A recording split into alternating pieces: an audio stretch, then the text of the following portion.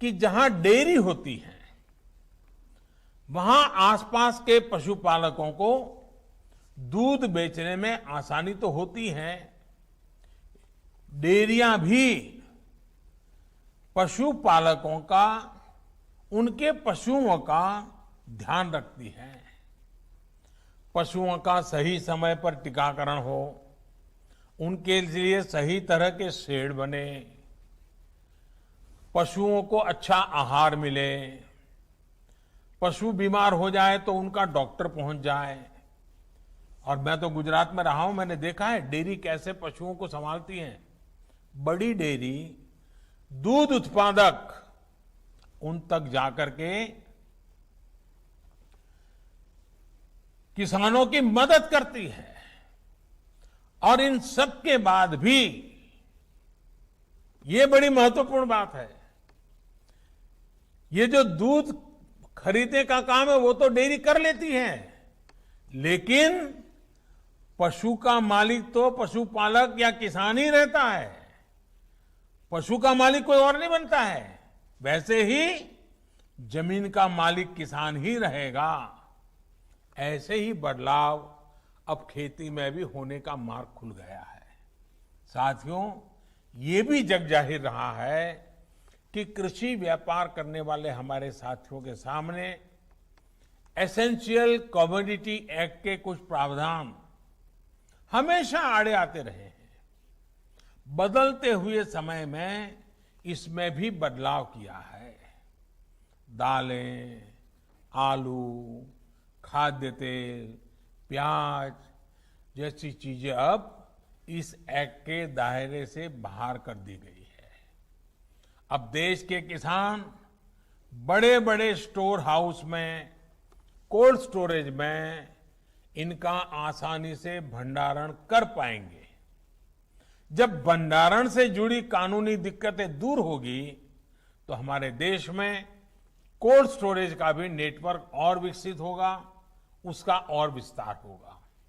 साथियों, कृषि क्षेत्र में इन ऐतिहासिक बदलावों के बाद, इतने बड़े व्यवस्था परिवर्तन के बाद, कुछ लोगों को अपने हाथ से नियंत्रण जाता हुआ दिखाई दे रहा है। इसलिए अब ये लोग एमएसपी पर किसानों को गुमराह करने में जुटे हैं। ये वही लोग हैं जो बरसों तक एमएसपी पर स्वामीनाथन कमेटी की सिफारिशों को अपने पैरों के नीचे दबाकर बैठे रहे। मैं देश के प्रत्येक किसान को इस बात का भरोसा देता हूं कि एमएसपी की व्यवस्था जैसे पहले चलती आ रही थी वैसे ही चलती रहने वाली है। इसी तरह हर सीजन में सरकारी खरीद के लिए जिस तरह अभियान चलाया जाता है वो भी पहले की तरह चलते रहेंगे। साथियों, किसानों को एमएसपी देने और सरकारी खरीद के लिए जितना काम हमारी सरकार ने किया है वो पहले कभी नहीं किया गया। बीते 5 साल में जितनी सरकारी खरीद हुई है और 2014 से पहले के 5 साल में जितनी सरकारी खरीदी हुई है उसके आंकड़े देखोगे तो कौन सच बोल रहा है, कौन किसानों के लिए काम कर रहा है, कौन किसानों के भलाई के लिए काम कर रहा है, इसकी गवाही वहीं से मिल जाएगी। मैं अगर दलहन और तिलहन की ही बात करूं तो पहले की तुलना में दलहन और तिलहन की सरकारी खरीद करीब करीब 24 गुना अधिक की गई है। 24 गुना अधिक। इस साल कोरोना संक्रमण के दौरान भी रबी सीजन में किसानों से गेहूं की रिकॉर्ड खरीदी की गई है।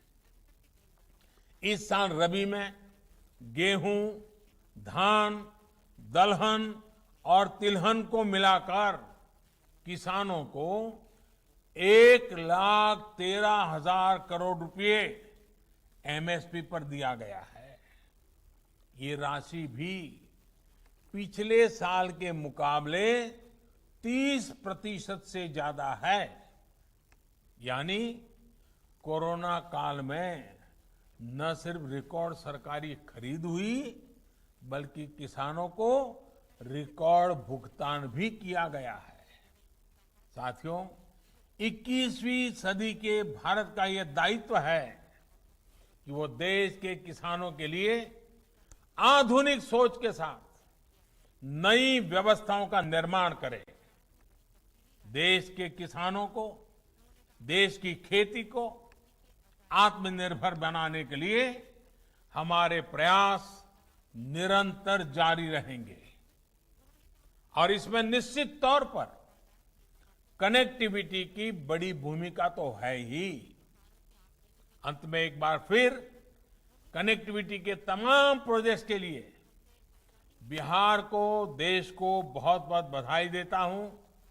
और मैं फिर एक बार आपसे वही आग्रह करूंगा कि हमें कोरोना से लड़ाई लड़ते रहना है, हमें कोरोना को पराजित करके रहना है।